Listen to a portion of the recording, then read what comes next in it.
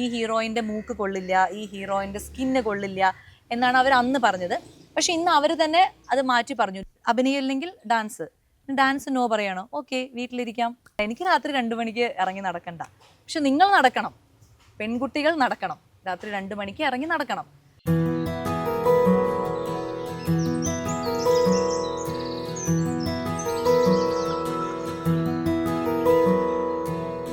Characters select ചെയ്യുന്നതിലും career choose ചെയ്യുന്നതിലും അതേ ഇൻഡസ്ട്രിയിൽ തന്നെയുള്ള ഒരു പാർട്ട്ണർ ഉള്ളപ്പോൾ ഇത്തരം കാര്യങ്ങൾ പാർട്ട്ണർഷിപ്പിൽ ഒരു ഡിസ്കഷൻ ഉണ്ടാവാറുണ്ട്. ഇപ്പോൾ ഡിസ്കഷൻ സ്വാഭാവികമായിട്ടും നമ്മൾ ഇപ്പോൾ ഒരു ഓഫർ വരുവാണെങ്കിലൊക്കെ ചെയ്യുന്നുണ്ട്. ഞാൻ അഭിപ്രായം ചോദിക്കും, അതായത് ചെയ്യണോ വേണ്ടയോ അല്ലെങ്കിൽ എന്താണ് എന്നൊക്കെ ചോദിക്കും. ഇപ്പോൾ വന്നിരിക്കുന്നതിലൊന്നും ആള് ഒരു നോ എന്ന് പറഞ്ഞിട്ടില്ല. ഇനി നാളെ ഏതെങ്കിലും ഒരു ക്യാരക്ടർ ചൂസ് ചെയ്യാൻ പറയുമ്പോൾ നോ എന്ന് പറയുമെങ്കിൽ അതിനൊരു വാല്യൂ കൊടുക്കാൻ ഞാൻ മെന്റലി അന്നേ പ്രിപ്പയർഡ് ആണ്. എന്നെ ഇഷ്ടപ്പെടുന്ന ഒരാൾക്ക് അല്ലെങ്കിൽ ഞാൻ കൂടുതലായിട്ട് ഇഷ്ടപ്പെടുന്ന ഒരാൾക്ക് വേണ്ടിയിട്ട് എൻ്റെ ചില ഇഷ്ടങ്ങൾ മാറ്റിവെക്കാൻ ആസ് എ പേഴ്സൺ എനിക്ക് ഒരു കുഴപ്പമില്ല. അന്നുമില്ല, ഇന്നുമില്ല, എപ്പോഴുമില്ല. അത് അപ്പോൾ ഞാൻ നേരത്തെ പറഞ്ഞ പോലെ എഗെയിൻ ഞാൻ വിശ്വസിക്കുന്ന ഒരു യൂണിവേഴ്സ് ഉള്ളത് കൊണ്ട് എനിക്ക് അങ്ങനെ ഒരു കാര്യം വരില്ല. എന്നെ സപ്പോർട്ട് എൻ്റെ ചുറ്റുമുള്ള ആൾക്കാർ ഒരിക്കലും എൻ്റെ ഡിസിഷന് നോ എന്ന് പറയില്ല. അത് എന്താ പറയുക, അത് എൻ്റെ ഒരു നമ്മൾ പറയുമല്ലോ, നമ്മളുടെ ഈ പറഞ്ഞ ഞാനൊരു കാര്യം മാനിഫെസ്റ്റ് ചെയ്ത് വെച്ചിട്ടുണ്ട്, അപ്പോൾ അതിലേക്ക് എത്താൻ വേണ്ടിയിട്ട് എന്നെ സപ്പോർട്ട് ചെയ്യാൻ വേണ്ടിയുള്ള ആൾക്കാരായിട്ടാണ് ഇവരെ വിട്ടിരിക്കുന്നത്. ഇവരൊരിക്കലും നോ പറയില്ല എന്നുള്ളതാണ് അതിൻ്റെ ഒരു സത്യം. അപ്പോൾ അവരെന്തെങ്കിലും നോ പറഞ്ഞാൽ ഞാൻ അത് ചെയ്യുകയില്ല. അതെനിക്ക് എത്ര ഇഷ്ടപ്പെട്ട കാര്യമാണെങ്കിലും അവരെന്ന് പറഞ്ഞാൽ ഇപ്പോൾ ഹസ്ബൻഡ് മാത്രമല്ല കേട്ടോ പറയണത്, എൻ്റെ അമ്മ, എൻ്റെ അമ്മായിയമ്മ, ഇപ്പം അച്ഛൻ, ആരാണെങ്കിലും അവർ നോ പറഞ്ഞു കഴിഞ്ഞാൽ അത് ചെയ്യില്ല, ആ സിനിമ ചെയ്യില്ല, അല്ലെങ്കിൽ എന്താണോ അത് ചെയ്യില്ല. പക്ഷെ അവരത് പറയില്ല, അവരൊക്കെ അത് പറയാൻ പറ്റില്ല എന്നുള്ളതാണ് അതിൻ്റെ ഒരു യൂണിവേഴ്സ് പവർ എന്ന് ഞാൻ വിശ്വസിക്കുന്നു. അല്ലെങ്കിൽ എത്രയോ കാര്യങ്ങൾ നോ പറയാം. എൻ്റെ അമ്മയൊക്കെ ചതുരമൊക്കെ നോ പറയേണ്ട സമയമൊക്കെ അതിക്രമിക്കേണ്ട കാരണം അങ്ങനെയുള്ളൊരു ചിന്താഗതിയുള്ള ഒരാളാണ് എൻ്റെ അമ്മ. ഭയങ്കര പേടിയാണ് സമൂഹത്തെ, ഭയങ്കര അയ്യോ അവരെന്ത് പറയും എന്നുള്ള അങ്ങനെ പേടിക്കുന്ന ഒരാളാണ്. പക്ഷെ എൻ്റെ അമ്മ പോലും നോ പറയാതെ എൻ്റെ കൂടെ നിന്നത് എന്തുകൊണ്ടാന്ന് വെച്ച് കഴിഞ്ഞാൽ ഞാൻ ഇങ്ങനൊരു ഇതിലേക്ക് എത്തണം എന്നുള്ളത് എൻ്റെ ഒരു ഡെസ്റ്റിനിയാണ്. സോ ആ പാത്ത് ക്ലിയർ ചെയ്യുന്ന സമയത്ത് ഇവരെല്ലാവരും അതിനെ എന്താ പറയുക, നമ്മൾ പറയുമല്ലോ ഭൂതഗണങ്ങളെ പോലെ നമ്മൾ സപ്പോർട്ട് ചെയ്യുന്ന ആൾക്കാരാണ്. അപ്പം അങ്ങനെ എൻ്റെ പാർട്ട്ണർ ആണെങ്കിലും ഇപ്പം ഞാൻ ചോദിക്കുമ്പോഴാണെങ്കിലും ഒരിക്കൽ പോലും എൻ്റെ അടുത്ത് ഡിസ്കഷൻ വരുമ്പോൾ അയ്യോ അത് വേണോ, ഒന്നും കൂടി ആലോചിക്കാം എന്നുള്ളൊരു കാര്യം ആളുടെ ഭാഗത്തുനിന്നേ വരുന്നില്ല. എന്ത് കേൾക്കുമ്പോഴും നിന്റെ തീരുമാനമാണ്, നീ ആലോചിക്കൂ, നീ തീരുമാനിക്കൂ എന്നാണ് പറയുന്നത്. അല്ലാതെ ഓക്കെ നമുക്ക് വേണോ വേണ്ടയോ എന്ന് നോക്കട്ടെ അല്ലെങ്കിൽ പറയട്ടെ, അങ്ങനത്തെ ഒരു ഇതേ വന്നിട്ടില്ല. അപ്പോൾ ഇനി നാളെയും അത് വരില്ല എന്നുള്ളതാണ് ഞാൻ മനസ്സിലാക്കുന്നത്. വന്നു കഴിഞ്ഞാൽ ഡെഫിനറ്റ്ലി അത് വേണ്ടാന്ന് ഞാൻ വയ്ക്കും എന്നുള്ളത് ഞാൻ എപ്പോഴോ എന്ന് പറഞ്ഞു കഴിഞ്ഞാൽ എത്രയോ വർഷങ്ങൾക്ക് മുമ്പ് ഈ സക്സസ് ആവുന്ന സിനിമയിലേക്ക് വരുന്ന ആ തുടങ്ങിയ സമയമുണ്ടല്ലോ, അതായത് ഞാൻ ഇൻഡസ്ട്രിയിലേക്ക് വന്ന സമയം മുതലേ എൻ്റെ അമ്മ എന്നോട് പറയുന്ന കാര്യമാണ്, ഒരു രീതിയിലും ഒരു ചീത്ത പേര് കേൾപ്പിക്കരുത്. നമ്മൾ വളരെ സ്ട്രഗിൾ ചെയ്ത് അല്ലെങ്കിൽ ഒരു ബാക്ക്ഗ്രൗണ്ടും ഇല്ലാതെ നമ്മൾ കുറേ പേരുടെ വേറെ സ്വപ്നങ്ങളായിരിക്കും കുറേ പേർക്ക് ഉണ്ടായിരുന്നിരിക്കാം. പക്ഷെ അവരാരും നമ്മളോട് പറഞ്ഞിട്ടില്ല, ചെയ്യരുത്, ഇതല്ല ചെയ്യേണ്ടതെന്ന് പറഞ്ഞിട്ടില്ല. പക്ഷെ അവർക്ക് ഉള്ളിൽ ചിലപ്പോൾ വേറെ നീ അങ്ങനെ ആയിരിക്കണം, നീ പഠിച്ച് ഇങ്ങനെ ആയിരിക്കണം, ഇങ്ങനെ ആവണം എന്നൊക്കെ ഉണ്ടാവുമായിരിക്കാം. പക്ഷെ എല്ലാവരും ഉള്ളിൽ ഓക്കെ നിന്റെ ആഗ്രഹത്തിന് വേണ്ടിയിട്ടാണ് എല്ലാവരും ഓക്കെ പറയുന്നത്. അപ്പോൾ ഒരു രീതിയിലും അച്ഛനെയും അമ്മയും നിന്റെ അനിയൻ നാളെ അപ്പം അവരെ ആർക്കും ഒരു നാണക്കേട്, നീ സിനിമയിൽ പോയി എന്ന് പറഞ്ഞ സോക്കോൾഡ് ആൾക്കാർ പറയുമല്ലോ, സിനിമയിൽ പോയി നശിച്ചു അല്ലെങ്കിൽ പേരുദോഷം ഉണ്ടാക്കി, അങ്ങനെ ഒരിക്കലും വരരുത് എന്നിങ്ങനെ അമ്മ പറയുന്ന ഒരാളായിരുന്നു. അപ്പോൾ അങ്ങനെ ഒരു നാണക്കേട് ഞാനായിട്ട് അവർക്ക് വരുത്താനും പാടില്ല എന്നുള്ളത് എനിക്കും ഒരു സബ് കോൺഷ്യസ് മൈൻഡിൽ ഇങ്ങനെ കിടക്കുന്ന ഒരു കാര്യമാണ്. സോ അതുകൊണ്ട് തന്നെ ഇത്രയും ആൾക്കാർക്ക് ഉള്ളിൽ പേടിയുള്ളൊരു ഇൻഡസ്ട്രിയിൽ ഞാൻ വന്നിട്ട് പോലും ഇന്ന് വരെ അങ്ങനെ അവർക്ക് തല കുനിച്ച് ഒരാൾക്കാരെ മുന്നിൽ നിൽക്കുമ്പോൾ സ്വാസികയുടെ എന്ന് പറഞ്ഞ് ഒരു തല കുനിച്ച് അവർക്ക് നിൽക്കേണ്ട ഒരു അവസരം ഞാൻ ഉണ്ടാക്കിയിട്ടില്ല എന്നാണ് ഞാൻ വിശ്വസിക്കുന്നത്. എപ്പോഴും അവർ പ്രൗഡായിട്ട് എന്നെക്കുറിച്ച് പറയുന്നതായിട്ടാണ് എനിക്ക് ഫീൽ ചെയ്തിട്ടുള്ളത്. അപ്പോൾ അതുകൊണ്ട് തന്നെ എൻ്റെ ഈ ഒരു കരിയർ ഞാൻ ചൂസ് ചെയ്തതിന് മെയിൻ കാരണം ഞാൻ തന്നെയാണെങ്കിലും എന്നെ സപ്പോർട്ട് ചെയ്യാൻ ഇവരെല്ലാവരും ഉള്ളത് കൊണ്ട് കൂടിയാണ് ഇതിലെനിക്ക് നിലനിൽക്കാൻ പറ്റുന്നത്. ഇമേജിനെ പറ്റി അങ്ങനെ കോൺഷ്യസ് ആയിരുന്നോ ഈ സിനിമ ഇൻഡസ്ട്രി നിൽക്കുമ്പോൾ? അതായത് ഇമേജിന് ഞാൻ ചെയ്യുന്ന ക്യാരക്ടറിന്റെ ഇമേജ് അങ്ങനെയല്ല, പക്ഷെ പുറമെ നമ്മളെ കുറിച്ചിട്ട് എന്തെങ്കിലും ഒരു ഗോസിപ്പ് അല്ലെങ്കിൽ നമ്മളായിട്ട് എന്തെങ്കിലും ഒരു കാര്യത്തിൽ ചെന്ന് കുടുങ്ങുക, അങ്ങനെയൊക്കെ വരാലോ. ഒരു പല രീതിയിലുള്ള ഗോസിപ്സ് വരാം, ഒരു മോശം ഒരു പേര് ഉണ്ടാവാം. ഇപ്പം നമുക്ക് തന്നെ അറിയാം, അറിഞ്ഞോ അറിയാതെ ആണെങ്കിൽ പോലും ആൾക്കാരുടെ പല കാര്യങ്ങളൊക്കെ അവർ പോലും വിചാരിക്കാത്ത പല സംഭവങ്ങളായിരിക്കും സോഷ്യൽ മീഡിയയിലൂടെ വരുന്നതൊക്കെ. അപ്പം അങ്ങനെ എനിക്കൊരു ഭയങ്കരമായിട്ട് എൻ്റെ ഫാമിലിയെ നാണം കെടുത്തുന്ന പോലത്തെ ഒരു ഇഷ്യൂസ് ഒന്നും ഇത്രയും നാളുമായിട്ടും എനിക്ക് ടച്ച് വുഡ് വന്നിട്ടില്ല. അപ്പം അതുകൊണ്ട് തന്നെ അതുകൊണ്ട് തന്നെ ഞാൻ അങ്ങനെ അവർക്ക് ഞാൻ ഇതിൽ വന്നത് കൊണ്ട് ഒരു ബുദ്ധിമുട്ട് ഇതുവരെ ഉണ്ടായിട്ടില്ല. സോ അതുകൊണ്ടായിരിക്കാം അവരും എൻ്റെ കാര്യത്തിന് സപ്പോർട്ട് ചെയ്യുന്നത്. പക്ഷെ അപ്പോൾ അതാ ഞാൻ പറഞ്ഞ, അങ്ങനെ ഒന്നുമില്ലാതിരുന്ന ആ സമയത്ത് പോലും ഞാൻ മനസ്സിൽ പ്ലാൻ ചെയ്തിരുന്ന എന്തെങ്കിലും ഒരു കാരണം കൊണ്ട് എനിക്ക് എൻ്റെ ഫാമിലി പറയാണ് ഇത് ശരിയാവില്ല, ഇത് ഭയങ്കര നമുക്ക് പ്രഷറാണ്, അല്ലെങ്കിൽ നിന്നെ കൊണ്ട് ഞങ്ങൾക്ക് ബുദ്ധിമുട്ടാണ്, ഈ ഇൻഡസ്ട്രി നമുക്ക് ചേരുന്നതല്ല, ഇത് നിൻ്റെ ആഗ്രഹമാണെങ്കിൽ നീ അത് വേണ്ടാന്ന് വെക്കണം എന്ന് അവർ പറയുകയാണെങ്കിൽ ഞാൻ ഓക്കെ, ഞാൻ വേറെ ജോലി ചെയ്യും എന്നുള്ളത് ഒരു സൈഡിൽ ഞാൻ മെൻ്റലി പ്രിപ്പയർഡ് ആയിരുന്നു. അതേപോലെ തന്നെ ഞാൻ ഭയങ്കരമായിട്ട് രാത്രിയും രാവിലെയും ഉച്ചയ്ക്കും ഭക്ഷണം കഴിക്കുമ്പോഴും വണ്ടി ഓടിക്കുമ്പോഴും അല്ലെങ്കിൽ വണ്ടി ഇല്ലാത്ത സമയത്ത് നടന്നു പോകുമ്പോഴും സ്കൂളിൽ പോകുമ്പോഴും പഠിക്കുമ്പോഴും എക്സാം ഹാളിൽ ഇരിക്കുമ്പോഴും ഒക്കെ വിഷ്വലൈസ് ചെയ്യുന്നതും ക്യാമറയുടെ മുന്നിൽ ഞാൻ അഭിനയിക്കുന്നതുമാണ്. സോ ഞാൻ സ്ട്രോങ് ആയിട്ട് ബിലീവ് ചെയ്യുന്നത് എൻ്റെ ആ വിഷ്വലൈസേഷൻ്റെ ഒരു പവർ കൊണ്ടാണ് ഞാൻ ഇവിടെ എത്തിയതും അതുകൊണ്ടാണ് ഇവർക്ക് ആർക്കും നോ പറയാൻ പറ്റാത്തതും ഇനി അങ്ങോട്ടും ഇവർ നോ പറയില്ല എന്നുള്ളതും എൻ്റെ ഒരു സ്ട്രോങ് ബിലീവാണ്.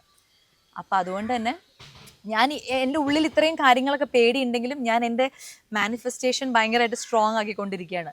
അപ്പോൾ നാളെ എനിക്ക് അങ്ങനെ വരും ഇങ്ങനെ വരും, അപ്പം ഇവരിങ്ങനെ പറയരുത്, അവരങ്ങനെ ഞാനിത് ചെയ്യണം അത് ചെയ്യണം എന്നുള്ളത് ഇവിടെയാണ് നമ്മൾ പവർ കൊടുത്തുകൊണ്ടിരിക്കുന്നത്. അപ്പം ഈ പവർ കൂടുന്തോറും ഇവർക്ക് അത് നോ പറയാനുള്ള ഇത് കുറയും എന്നുള്ളതാണ് എനിക്ക് എൻ്റെ ലൈഫ് ജേർണിയിൽ നിന്ന് എനിക്ക് മനസ്സിലായത് കേട്ടോ. ഇതൊരു ഭയങ്കര സത്യമാണെന്ന് ഞാൻ എവിടെയും പറയുന്നില്ല. ഇത് ബാക്കിയുള്ളവർക്ക് ആപ്ലിക്കബിൾ ആണോ എന്ന് ചോദിച്ചാൽ അതും എനിക്കറിയില്ല. പക്ഷെ എനിക്ക് എൻ്റെ എൻ്റെ ഉള്ളിലത്തെ ഒരു വോയിസ് കേൾക്കുമ്പോൾ എനിക്ക് അങ്ങനെയാണ് തോന്നുന്നത്. എനർജിയിൽ വിശ്വസിക്കുന്നുണ്ട്. അതിനെ ഞാൻ ദൈവമായിട്ടാണ് കാണാൻ, ആ എനർജീനെ ദൈവമായിട്ട് കാണാനാണ് ഞാൻ ആഗ്രഹിക്കുന്നത്.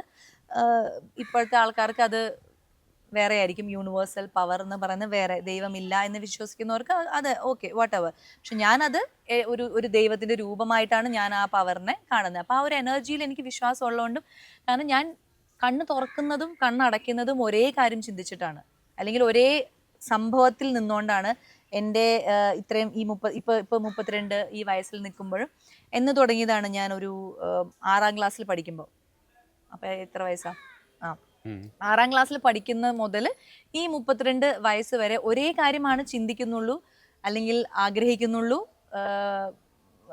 സ്വപ്നം കാണുന്നുള്ളൂ. അപ്പോൾ അതുകൊണ്ട് വേറെ ഒരു കാര്യങ്ങളും ചെയ്യുന്നില്ലല്ലോ, വേറൊരു കാര്യങ്ങളിലേക്കും ഞാൻ ഇപ്പം നിങ്ങൾ നേരത്തെ പറഞ്ഞ പോലെ ഞാൻ ഈ ഓൾഡ് സ്കൂൾ എന്നൊക്കെ പറയുന്നത് ഞാൻ എൻ്റെ ഉള്ളിലത്തെ ബാക്കി പല കാര്യങ്ങളും ഞാൻ ആലോചിക്കാമെന്ന് വിചാരിച്ചു. എനിക്കിങ്ങനെ വേണം, ഞാനൊരു സ്ഥലത്ത് ചെല്ലുമ്പം എനിക്ക് ഇക്വാലിറ്റി എന്ന് പറയുമ്പോൾ എനിക്ക് ഇങ്ങനെ വേണം, അല്ലെങ്കിൽ എൻ്റെ പാർട്ട്ണറിൻ്റെ കയ്യിൽ നിന്ന് എനിക്ക് ഇങ്ങനെ വേണം, എന്നെ ഇങ്ങനെ ട്രീറ്റ് ചെയ്യണം, ഞാനൊരു ലൊക്കേഷനിൽ ചെല്ലുമ്പോൾ എനിക്ക് ഇങ്ങനെയായിരിക്കും അവരെന്നെ ട്രീറ്റ് ചെയ്യേണ്ടത്. അങ്ങനെ പല കാര്യങ്ങളിൽ ഞാൻ ഭയങ്കരമായിട്ട് പറയുമല്ലോ ഓവറായിട്ട് ചിന്തിച്ച് കഴിഞ്ഞ് കഴിഞ്ഞാൽ നമ്മളെപ്പോഴും ഡിസ്റ്റർബ്ഡ് ആയിരിക്കും.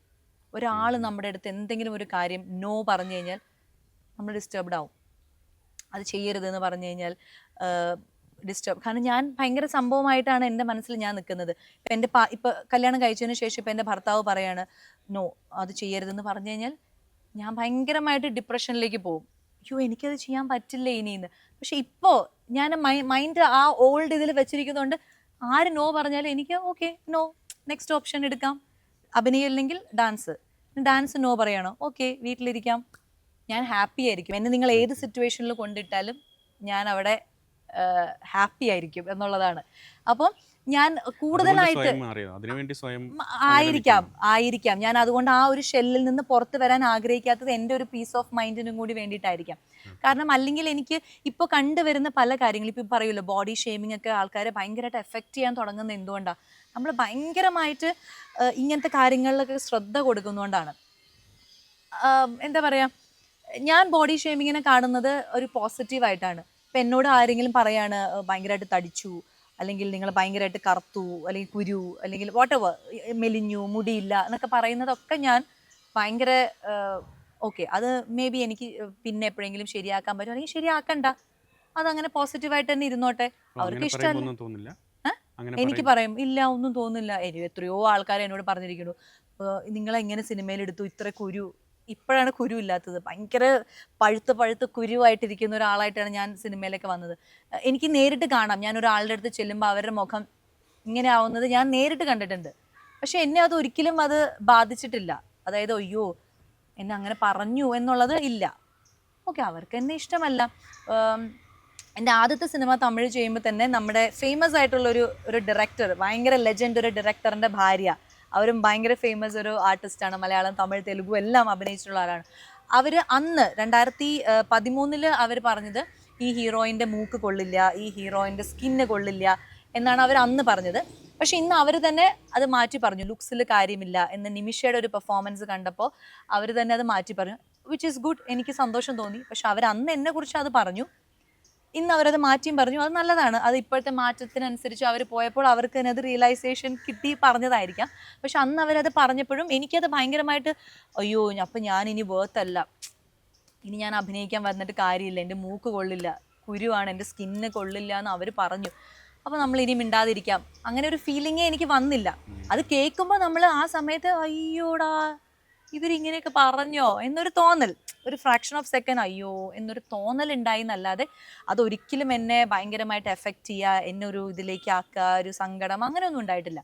ഇപ്പോഴാണെങ്കിലും ആവണം എന്നില്ല. പക്ഷെ ഞാൻ പറയുന്നത് അത് എന്തുകൊണ്ടാണെന്ന് വെച്ച് കഴിഞ്ഞാൽ നമ്മളെപ്പോഴും നമ്മുടെ ഉള്ളിലുള്ള ഒരു കുട്ടിത്വം ഉണ്ടല്ലോ, ആ കുട്ടിത്വത്തെ നമ്മൾ അങ്ങനെ തന്നെ കീപ്പ് ചെയ്യുകയാണെങ്കിൽ കുറെ കൂടി കാര്യങ്ങൾ നമുക്ക് ലൈറ്ററായിട്ട് എടുക്കാൻ പറ്റും എന്നാണ് എനിക്ക് തോന്നിയിട്ടുള്ളത്.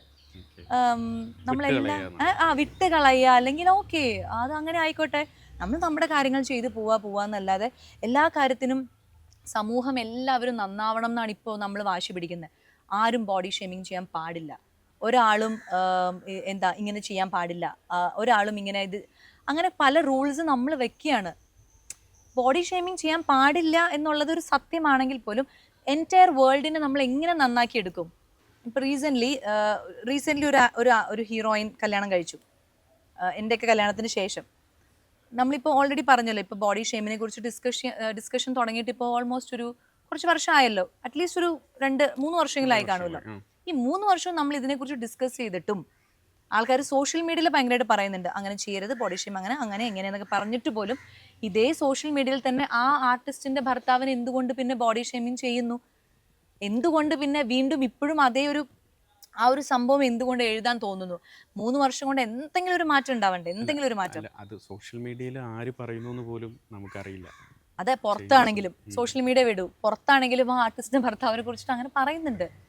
അപ്പം ഞാൻ ചോദിക്കുന്നത്, ഈ 3 വർഷമായിട്ടും ഒരു മാറ്റം പോലും നമ്മൾക്ക് ഉണ്ടാക്കാൻ സാധിച്ചിട്ടില്ല. പക്ഷെ ചേട്ടൻ പറഞ്ഞ പോലെ വരുമായിരിക്കും, കുറേ വർഷം കഴിയുമ്പോൾ കുഞ്ഞു കുഞ്ഞു മാറ്റങ്ങളിലൂടെ വലിയ മാറ്റം വരുമായിരിക്കും.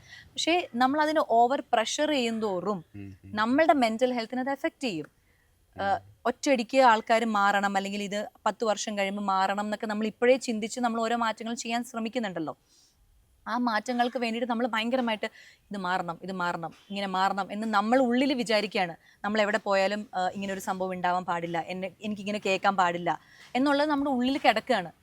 ഇപ്പോൾ ഒരു കുഞ്ഞു പോവുകയാണെന്ന് വിചാരിച്ചു, ഒരു കുട്ടി, ഇപ്പോൾ കുട്ടീനെ ഉദ്ദേശിച്ച് ഞാൻ പഠിക്കുന്ന കുട്ടിയല്ല, അതിലും ചെറിയ കുട്ടി, വളരെ ചെറിയ കുട്ടി. ആ കുട്ടി ഇതൊന്നും ചിന്തിച്ചിട്ടല്ല എവിടെയെങ്കിലും പോകുന്നത്. ആ കൊച്ചിനെ കുറിച്ച് ചിലപ്പോൾ പറയുന്നുണ്ടാവും, ചില കൊച്ചുങ്ങളൊക്കെ പോകുമ്പോൾ പറയും ഓ കറുത്തിരിക്കുന്നു, ഓ വെളുത്തിരിക്കുന്നു, ഓ മൂക്കിട്ടൊലിച്ചിരിക്കുന്നു എന്നൊക്കെ പറയുന്നുണ്ടാവും. പക്ഷെ കുട്ടി അതൊന്നും ബോധേഡല്ല, അതൊന്നും കേൾക്കുന്നേ ഇല്ല. അപ്പം ഞാൻ പറയുന്നത്, ഈ എപ്പോൾ നമ്മൾ ഓവറായിട്ടൊരു കാര്യം മാറണം, അത് അങ്ങനെ ചെയ്യണം, അങ്ങനെ വേണം, അതൊക്കെ ഭയങ്കര പ്രഷർ ഒരു കാര്യത്തിലൊക്കെ നമ്മളാണ് അതിൽ ഡിസ്റ്റർബ്ഡ് ആവുന്നത്. അപ്പം ഞാൻ പറയുന്നത്, ഈ കാര്യങ്ങളൊക്കെ മാറ്റങ്ങൾ വരുന്നത് വരട്ടെ, പക്ഷെ അത് ഭയങ്കര ഒരു ഡിസ്കഷനിലേക്ക് കൊണ്ടുവരുമ്പോൾ അതിൽ കൂടുതൽ എഫക്റ്റ് ആവുന്നത് ഈ മാറ്റങ്ങൾ വരണം എന്ന് ആഗ്രഹിക്കുന്ന ആൾക്കാരുണ്ടല്ലോ, പുറത്തുള്ളവർക്ക് ഒരു കുഴപ്പമില്ല, എന്നെ പോലുള്ള ആൾക്കാർ ഭയങ്കര ഹാപ്പിയാണ്. പക്ഷെ മാറ്റം വരണമെന്ന് പറഞ്ഞ് നിങ്ങളെ പോലുള്ള ആൾക്കാരാണ് പിന്നെയും പിന്നെയും ഡിസ്റ്റർബ്ഡ് ആവുന്നത്. കാരണം നിങ്ങൾ പറയുന്ന ഒരു കാര്യങ്ങളും നടക്കുന്നില്ല. എപ്പോഴും അത് ആലോചിച്ചിരിക്കണം എന്നല്ല പറയണേ. ഇതിന് വേറൊരു വശം കൂടി ഉണ്ട് എന്നുള്ളത് പതുക്കെ പതുക്കെ ലേൺ ചെയ്യുന്ന ഒരു പ്രോസസ്സാണ്. പ്രോസസ്സാണ്. പക്ഷെ ആ പ്രോസസ്സിലൂടെ പോകുന്ന, അതായത് അത് ആഗ്രഹിക്കുന്ന കുറെ ആൾക്കാരുണ്ടല്ലോ. ഓക്കെ, ഒരു മാറ്റത്തിന് വേണ്ടി ശ്രമിക്കൂ, പക്ഷേ ഭയങ്കരമായിട്ട് അതൊരു ഡിസ്കഷനിലേക്ക്, ഇപ്പൊ നമ്മൾ പറയല്ലോ എന്താ, വേർഡ് അല്ല പ്രവൃത്തിയാണ് വേണ്ടതെന്ന്. സോ മിണ്ടാതിരുന്ന് നമുക്ക് നോക്കാം ആ മാറ്റം വരുമോ ഇല്ലയോ എന്നുള്ളത്. പക്ഷെ ചില ആൾക്കാർ എവിടെ പോയിരുന്നാലും അങ്ങനെ വരണം, ഇത് വരണം, അത് വേണം, അതാണ് ഞാൻ കാണുന്ന ഇതെന്നൊക്കെ പറഞ്ഞ് അപ്പോൾ കുറേ ആൾക്കാർ അതിനിടയിൽ നെഗറ്റീവ് കമൻസ് ഇടാൻ വരും. അപ്പോൾ വീണ്ടും അതിൻ്റെ ഇടയിൽ ഡിസ്കഷൻ, ഡിബേറ്റ്, തർക്കം അങ്ങനെയൊക്കെ വന്നിട്ട് പിന്നെയും എഫക്റ്റ് ആവുന്നത് ആരായിരിക്കും? ആ ഇൻ്റർവ്യൂവിൽ അത് പറഞ്ഞ ആളായിരിക്കും. ഞാൻ ഇത്ര നല്ല കാര്യം സമൂഹത്തിന് വേണ്ടി പറഞ്ഞിട്ടും പിന്നെയും ഞാനാണല്ലോ പഴി വാങ്ങുന്നതെന്നുള്ള ചിന്ത അയാൾക്ക് വരികയാണ്. ആൻഡ് നമ്മൾ എപ്പോഴും ഇത്തരം ഡിസ്കഷൻസ് ഒന്നും ഒരു പീസ് ഓഫ് മൈൻഡ് തരുന്നില്ല എന്നാണ് എനിക്ക് തോന്നുന്നത്. ഓവർ ഡിസ്കഷൻസ് കേട്ടോ, ഓവർ ഡിസ്കഷൻ തരുന്നില്ല എന്നാണ് എനിക്ക് തോന്നുന്നത്. നമ്മൾ ഒരു കാര്യം പറഞ്ഞു പോയി, ഇനി അത് നടക്കുമോ ഇല്ലയോ എന്നുള്ളതാണ് അടുത്ത സ്റ്റെപ്പ്. പിന്നെയും എല്ലാ സ്ഥലത്തും പോയിട്ട് ഇരുന്നിട്ട് അങ്ങനെ ഇങ്ങനെയെന്ന് പറയുമ്പോൾ അതിനടിയിൽ നെഗറ്റീവ് കമൻസ് എഴുതാൻ ഇപ്പോൾ ആൾക്കാർ പറയുന്നത് എന്നെ പോലെ ആൾക്കാർ വരുമായിരിക്കും. അത് വരുമ്പോൾ ഞാൻ ഇടുന്നില്ലെങ്കിൽ പോലും എന്നെ പോലെ ചിന്തിക്കുന്ന ആൾക്കാർ, കാരണം നിങ്ങൾ ആലോചിക്കുന്ന 50% ഓഫ് ആൾക്കാർ ഇതിലൊന്നും ബോധേഡ് അല്ല. അവരവരുടെ ജീവിതം ആർട്ടിസ്റ്റ് എന്നുള്ള രീതിയിൽ നമ്മൾ സാധാരണ ആൾക്കാരല്ല. ഇപ്പം ശാസികയെ പോലെ ഒരു ആർട്ടിസ്റ്റാണ്, ഒരു സെലിബ്രിറ്റിയാണ്, ഒരുപാട് പേരെ ഇൻഫ്ലുവൻസ് ചെയ്യുന്നുണ്ടാവും, ഒരു ജനറേഷനെ ഇൻഫ്ലുവൻസ് ചെയ്യുന്നുണ്ടാവും. അപ്പോൾ പറയുന്ന കാര്യങ്ങളിൽ അത്തരം ഒരു ആലോചന, കാരണം ഇത് നമ്മൾ മാത്രമല്ല, നമ്മൾ വെറുതെ പറഞ്ഞു പോവല്ല. ശാസികയ്ക്ക് ഒരു പക്ഷേ അത്രത്തോളം ഒരു യങ്സ്റ്റേഴ്സ് ഫോളോവേഴ്സ് ഉണ്ട്. അപ്പം അവര് നമ്മൾ പറയുന്നതിനെ ആ രീതിയിലാണ് എടുക്കുന്നത്. അതിൽ റെസ്പോൺസിബിലിറ്റി ഉണ്ടെന്നുള്ള തോന്നലുണ്ടാവാറുണ്ടോ? ആ റെസ്പോൺസിബിലിറ്റി ഉണ്ടെന്നുള്ള തോന്നലുള്ളത് കൊണ്ടാണല്ലോ ഞാൻ എപ്പോഴും എൻ്റെ സ്റ്റേറ്റ്മെന്റിൽ പറയുന്നത് ഇത് എൻ്റെ ശരിയാണ്. ഞാൻ ഇപ്പം എനിക്ക് ഈ ലോകത്ത് എൻ്റെ ഒരു വേൾഡിൽ ജീവിക്കാനുള്ള ഒരു അവകാശം എനിക്കില്ല എന്ന് പറയാൻ നിങ്ങൾക്ക് ആർക്കും പറ്റില്ലല്ലോ. ഞാൻ എപ്പോഴും പറയുന്നുണ്ട്, ഇത് എൻ്റെ ഫാമിലി ലൈഫ് എങ്ങനെ വേണം എന്നുള്ളത് ഞാനാണ് വിചാരിക്കുന്നത്. അതിലാരും ഇൻഫ്ലുവൻസ്ഡ് ആവേണ്ട ഒരു കാര്യമില്ല. ചെയ്യാം. ഞാൻ എപ്പോഴും പറയുന്നു, നിങ്ങൾ ചിന്തിക്കുന്നതാണ് ശരി, നിങ്ങൾ ഡിസ്കഷൻ വെക്കുന്നതാണ് ശരി. നാളെ നിങ്ങളുടെ ഈ ഡിസ്കഷൻ കൊണ്ട് സമൂഹത്തിൽ മാറ്റം വരട്ടെ. ആ മാറ്റം ഞാൻ ആസ്വദിക്കും, മാറി നിന്ന് ആസ്വദിക്കും. അന്ന് ഞാൻ ഓക്കെ നിൽക്കും. പക്ഷെ അപ്പോഴും ഞാൻ ഈ മാറ്റത്തിന്റെ പുറകെ പോവില്ല. ഇപ്പം നാളെ എന്നോട് പറയാണ് നമ്മുടെ കേരളം ദുബായ് പോലെയായി, പെൺകുട്ടികൾക്ക് രാത്രി 2 മണിക്കും ഇറങ്ങി നടക്കാം, അങ്ങനെ ഒരു കേരളം വരാനാണല്ലോ നമ്മളെല്ലാവരും ആഗ്രഹിക്കുന്നത്. അതിന് വേണ്ടിയാണ് നമ്മൾ ഫൈറ്റ് ചെയ്യുന്നത്. അങ്ങനൊരു സംഭവം വന്നാലും ഞാൻ രാത്രി 2 മണിക്ക് ഇറങ്ങി നടക്കില്ല. എൻ്റെ ആഗ്രഹം എന്ന് പറഞ്ഞു കഴിഞ്ഞാൽ ആ ഒരു സമയമാകുമ്പോൾ വീട്ടിൽ ഇരിക്കുക, വീട്ടിൽ കയറുക, ജോലി ഉണ്ടെങ്കിൽ ജോലിക്ക് പോവുക വരിക എന്നല്ലാതെ രാത്രി 2 മണിക്ക് നമുക്ക് പാർട്ടി ചെയ്യാനുള്ളൊരു സൗകര്യം, ആരെയും പേടിക്കാത്ത ഒരു, ഇപ്പം ദുബായിലൊക്കെ അങ്ങനെയാണല്ലോ. നമ്മളുടെ മലയാളീസും അല്ലെങ്കിൽ ഇന്ത്യൻസ് തന്നെ വളരെ പീസ്ഫുൾ ആയിട്ടാണ് അവർ ജീവിക്കുന്നത്. നമ്മൾ കാണുമ്പോൾ പറയാം 2 മണി 3 മണിക്കൊക്കെ പെൺകുട്ടികൾ ഒറ്റയ്ക്കാണ് നടന്നു പോകുന്നത്. കാണുമ്പോൾ ഭയങ്കര സന്തോഷമുണ്ട്. അങ്ങനെ വരട്ടെ, ഇന്ത്യയിൽ വരട്ടെ, കേരളത്തിൽ വരട്ടെ. പക്ഷെ ഞാൻ ആ മാറ്റത്തിന്റെ ഭാഗമാവില്ല എന്നുള്ളത് എനിക്ക് ആ മാറ്റം വേണ്ട. എനിക്ക് രാത്രി 2 മണിക്ക് ഇറങ്ങി നടക്കണ്ട. പക്ഷെ നിങ്ങൾ നടക്കണം, പെൺകുട്ടികൾ നടക്കണം, രാത്രി 2 മണിക്ക് ഇറങ്ങി നടക്കണം. അവർക്ക് ആഗ്രഹമുള്ള കാര്യങ്ങളെല്ലാം ചെയ്യണം. അവർക്ക് ഒറ്റയ്ക്ക് സഞ്ചരിക്കാൻ ആഗ്രഹം ഉണ്ടെങ്കിൽ ചെയ്യണം, ഒറ്റയ്ക്ക് എന്ത് വേണമെങ്കിലും ഇപ്പൊ നമ്മൾ വേറൊരു കാര്യം, ഇടയിൽ ചുംബന സമരമൊക്കെ നടന്നല്ലോ. അതൊക്കെ നമ്മൾ ഇതാണല്ലോ, അതായത് നമ്മുടെ ജീവിതം എങ്ങനെ വേണം നമുക്ക് ചെയ്യാനാണ്. അപ്പൊ അങ്ങനെ വരട്ടെ, പുറത്തുള്ള പോലെ ഇവിടെ സദാചാരം ഇല്ലാതെ ഇരിക്കട്ടെ. പക്ഷെ ഞാൻ എപ്പോഴും ഒരു അതിന്റെ പാറ്റേൺസ്, ഇത് എൻ്റെ കാര്യം മാത്രമാണ്, എൻ്റെ കാഴ്ചപ്പാടാണ്. ആ കാഴ്ചപ്പാടിൽ ജീവിക്കുന്നതുകൊണ്ട് എനിക്ക് ഭയങ്കര സമാധാനമുണ്ട്, ഭയങ്കര സന്തോഷമുണ്ട്. ഞാൻ എൻ്റെ കാര്യങ്ങൾ ആഗ്രഹിക്കുന്ന പോലെയാണ് പോകുന്നത്. എനിക്ക് രാത്രി 2 മണിക്ക് ഇറങ്ങി നടക്കുന്നതുകൊണ്ട് എൻ്റെ ജീവിതത്തിൽ വലിയൊരു മാറ്റം വരുന്നത് എനിക്ക് തോന്നുന്നില്ല. പക്ഷെ ചില ആൾക്കാർക്ക് രാത്രി അങ്ങനെ വളരെ സ്വാതന്ത്ര്യമായിട്ട് ഇറങ്ങി നടക്കുമ്പോൾ അവർക്ക് പല കാര്യങ്ങളും അച്ചീവ് ചെയ്യാൻ പറ്റുമായിരിക്കാം. എനിക്കത് തോന്നാത്തതുകൊണ്ട് എനിക്ക് അതിലൊരു ഫാൻറ്റസി തോന്നുന്നില്ല. ഇപ്പം ഞാൻ ദുബായി പോയാലും ഞാനൊക്കെ ഷോസിന് പോകുമ്പോൾ ഞാനൊന്നും രാത്രി കറങ്ങാനൊന്നും പോവാറില്ല. അത് ഭയങ്കര ഒരു ഇതാണൊരു പെൺകുട്ടിയുടെ സ്വാതന്ത്ര്യം എന്ന് അങ്ങനെ ഫീൽ ചെയ്യാത്തതുകൊണ്ടായിരിക്കാം. അപ്പം ഞാൻ പറയുന്നത് അതുകൊണ്ടാണ്, ഈ മാറ്റങ്ങളൊക്കെ വരട്ടെ, വരുമ്പോൾ നമ്മൾ നോക്കാം എന്നുള്ളതല്ലാതെ ഞാൻ അതിന് വേണ്ടിയിട്ട് അല്ലെങ്കിൽ ഞാൻ അതിന് വേണ്ടി സംസാരിക്കാനൊന്നും പോകുന്നില്ല. കാരണം എന്തുകൊണ്ടാണ് ഞാനത് സംസാരിച്ചാൽ ശരിയാവില്ല. കാരണം എൻ്റെ ചിന്ത അങ്ങനെ അല്ലല്ലോ. പിന്നെ എനിക്ക് ഫേക്ക് ചെയ്ത് അങ്ങനെ വരണം ഇങ്ങനെ വരണം എന്നൊക്കെ പറഞ്ഞ് എനിക്ക് ഇല്ലാത്ത കാര്യങ്ങൾ എനിക്ക് പറയാനും പറ്റില്ല. അപ്പം അതൊരു ഫേക്ക് ആവും, ഞാൻ നുണ പറയുന്ന പോലെയാണ്. ഇത് ഞാൻ പറയുന്നത് സത്യമാണ് പറയുന്നത്. പക്ഷെ അത് നിങ്ങൾക്ക് കേൾക്കുമ്പോൾ ഞാൻ തെറ്റായിട്ട് ഇൻഫ്ലുവൻസ് ചെയ്യുന്ന പോലെ തോന്നുമായിരിക്കും. പക്ഷെ ഇത് എൻ്റെ മനസ്സിൽ തോന്നുന്ന കാര്യമാണ് ഞാൻ പറയുന്നത്. എനിക്ക് ഇങ്ങനെയാണ് ജീവിക്കാൻ ഇഷ്ടം എന്ന് പറയുന്നത്, അതാണ് സത്യം. മറ്റത് പറഞ്ഞു കഴിഞ്ഞാൽ ഞാൻ കള്ളമായി പോകും പറയുന്നത്. നമ്മളല്ലാതായി പോകും. അതെ.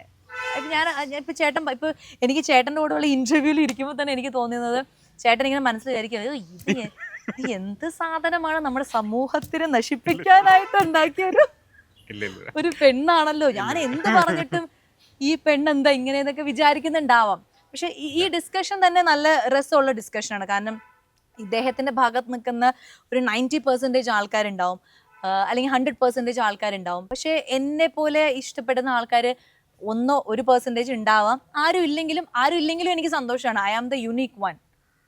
എന്നെ പോലെ ആരും ചിന്തിക്കണ്ട. ഞാനിങ്ങനെ ചിന്തിച്ച് വളരെ ഹാപ്പി ആയിട്ട് വിത്ത് മൈ ഫാമിലി ഞാൻ ജീവിക്കുകയാണ്. അല്ല, ആ എല്ലാവർക്കും അവരവരുടെ ഉണ്ടല്ലോ. അതെ. അപ്പോൾ എനിക്ക് എൻ്റെ കണ്ണിൽ തോന്നിയ കാര്യങ്ങളാണ് ഡിസ്കസ് ചെയ്തത്. അപ്പോൾ എനിക്ക് തോന്നിയ കാര്യങ്ങളാണ്. നമ്മൾ ഘോരഘോരം പല കാര്യങ്ങളും പറയുന്നുണ്ടെങ്കിലും പ്രാവർത്തികമായിട്ട് അത് നടക്കുന്നില്ല.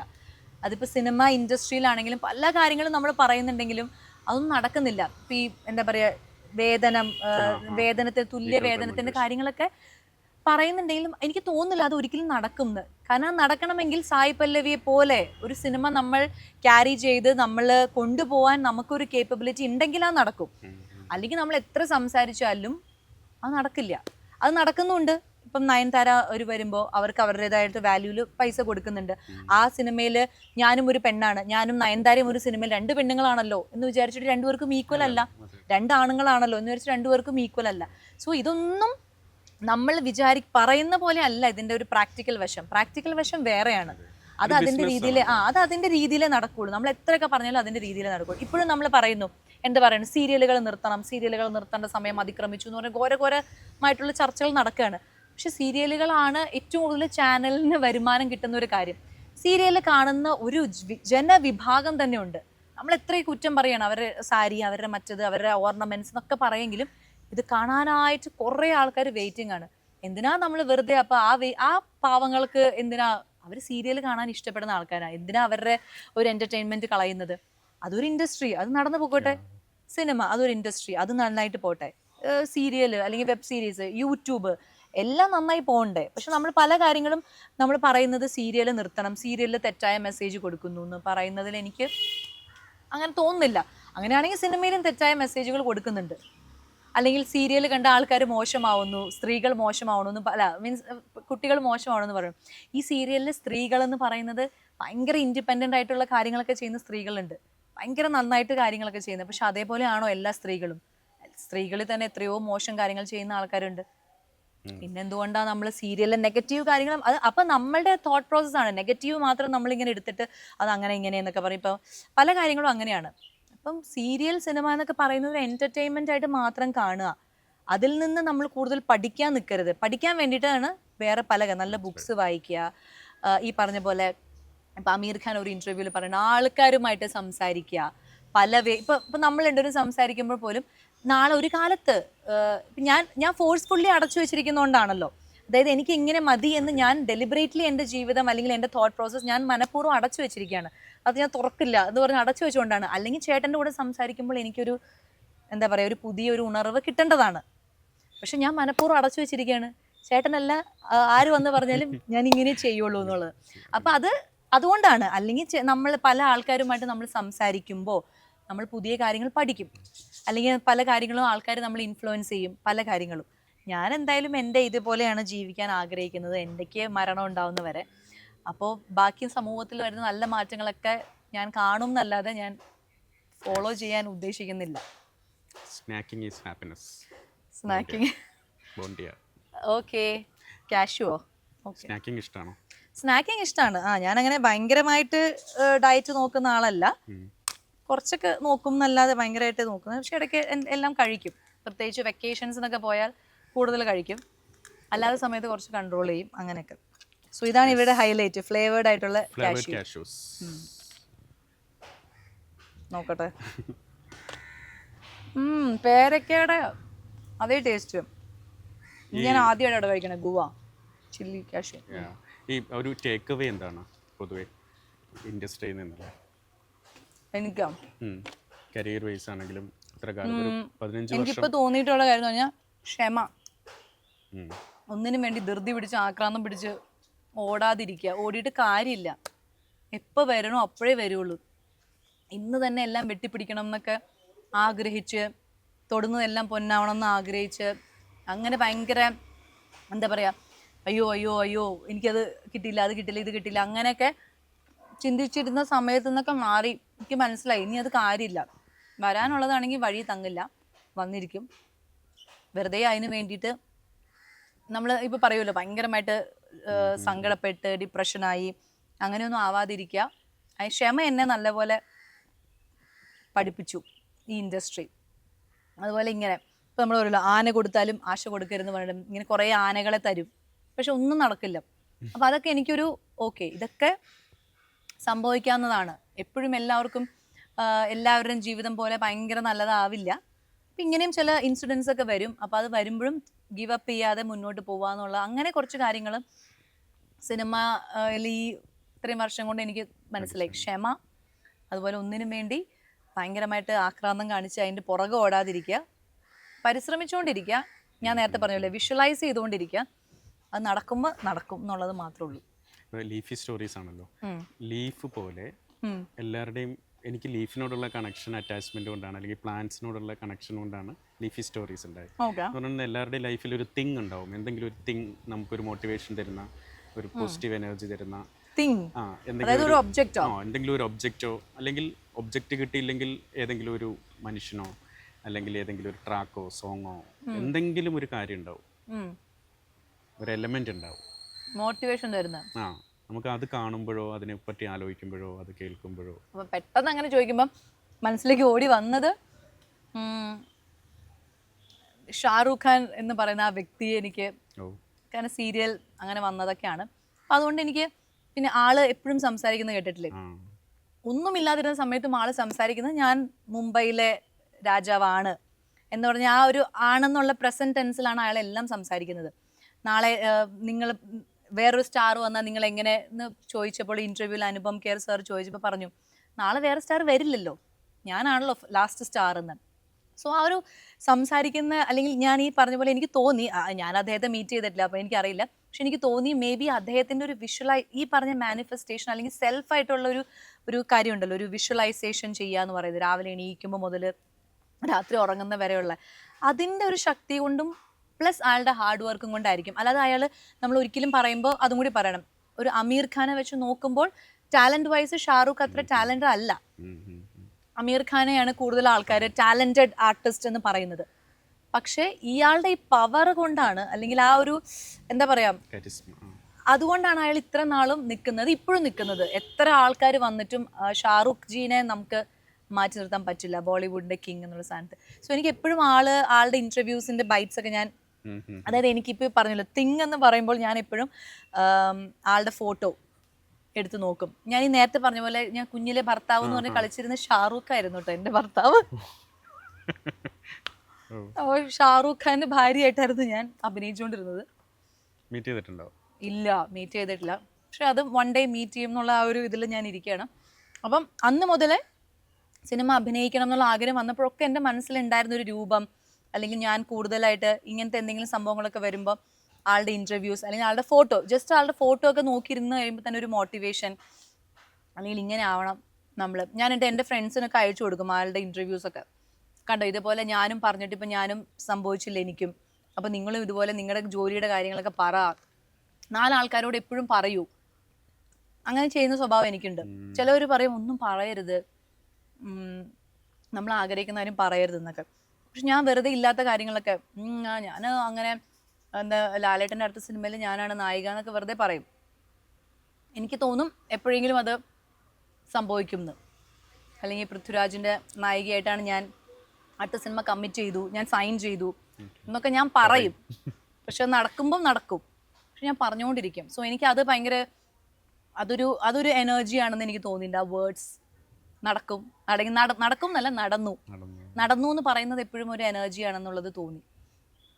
ഈ ലബ്ബർ ബന്ധം കമ്മിറ്റ് ചെയ്ത ആ ഡേ, ഞാൻ എഗ്രിമെന്റ് സൈൻ ചെയ്ത ആ ഡേ മുതൽ ഞാൻ പറയാണ്, യശോദ ഭയങ്കര സംഭവമാവും കേട്ടോ തമിഴ്നാട്ടിൽ. ഞാൻ എൻ്റെ ഫ്രണ്ട്സിനെയൊക്കെ വിളിച്ചിട്ട് യശോദ ഭയങ്കര സംഭവമാവും, എവിടെ ചെന്നാലും യശോദ യശോദ എന്ന് ആൾക്കാർ പറയും. എന്നെ വിളിക്കും, വെട്രിമാരൻ സാറ് എന്നെ വിളിച്ചിട്ട് സംസാരിക്കും, ഈവൻ വിജയ് സേതുപതി എന്നെ വിളിക്കും എന്നൊക്കെ ഞാൻ പറഞ്ഞു. ആൻഡ് റിയാലിറ്റിയിൽ അത് സംഭവിച്ചു. സോ അങ്ങനത്തെ കാര്യങ്ങളാണ് ഞാൻ വിശ്വസിക്കുന്നു. ആ കാര്യത്തിൽ ഞാൻ എക്സാമ്പിളായിട്ട് കാണുന്നത് ഷാറൂഖ് ഖാനെയാണ്. അപ്പോൾ പറയുന്നതും പറയാത്തതും ഒക്കെ നടക്കട്ടെ.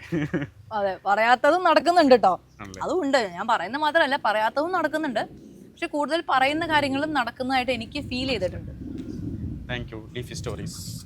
അപ്പോൾ ഇതും ഗിഫ്റ്റ് ആണോ? യെസ്. അപ്പോൾ ഇത് അമ്മയ്ക്ക് കൊടുക്കാം. കാരണം എൻ്റെ 2 അമ്മമാർക്കും ചെടികൾ ഭയങ്കര ക്രേസാണ്. എനിക്ക് അത്രയ്ക്ക് ചെടികളോട് വലിയൊരു സ്നേഹമില്ല. കാണുമ്പോൾ ഇങ്ങനെ എന്നാൽ അതിനെ പരിപാലിക്കാതുള്ളത് അവരുടെ ഡ്യൂട്ടിയാണ്. അപ്പം ഏതെങ്കിലും ഒരു വീട്ടിലേക്ക് ഇത് കൊടുക്കാം.